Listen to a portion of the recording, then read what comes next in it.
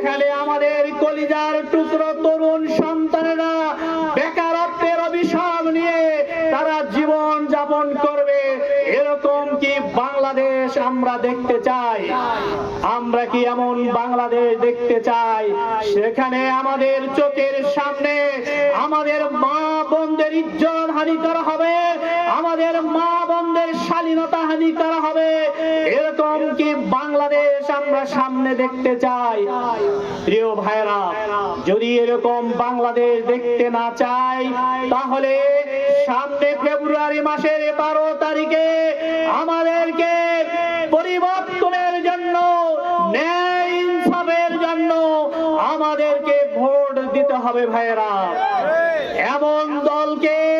এদেশে রাষ্ট্র ক্ষমতায় যাওয়ার সুযোগ দিতে হবে যেই দলের নেতা কর্মীরা চাঁদাবাজি করে না, যেই দলের নেতা কর্মীরা অন্যায় ভাবে মানুষের পুকুরের মাছ মেরে খায় না, যারা মানুষের অন্যায় ভাবে পুকুর দখল করে না, যেই দলের নেতা কর্মীরা